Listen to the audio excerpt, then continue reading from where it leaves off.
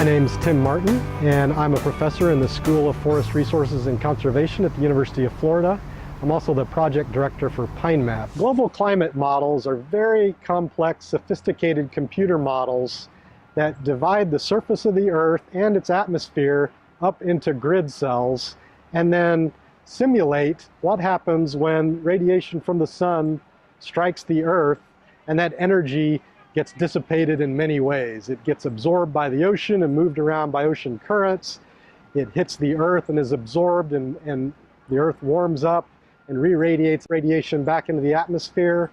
These models also simulate the effect of things like vegetation and land use on the radiation balance of the surface of the Earth, and take all of these factors and use them to predict how a change in something like the amount of carbon dioxide in the atmosphere might affect the energy balance of the Earth, and by extension, the climate and weather that we see on the Earth under those altered conditions.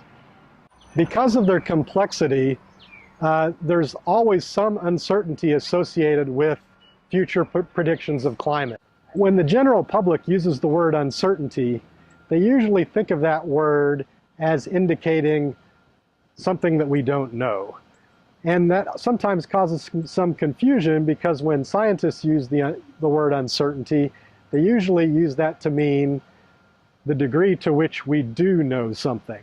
So a good system of trying to translate uncertainty from scientific language to lay language is a system that the Intergovernmental Panel on Climate Change has used. If something has a 95% probability of being accurate or true in scientific uncertainty terms, the IPCC term might be highly certain or highly likely. And those types of translations sometimes help us better communicate scientific uncertainty to a public in language that makes more sense. Another area of uncertainty with climate models has to do with specific predictions of climate and weather in a particular place, like Gainesville, Florida, or Raleigh, North Carolina.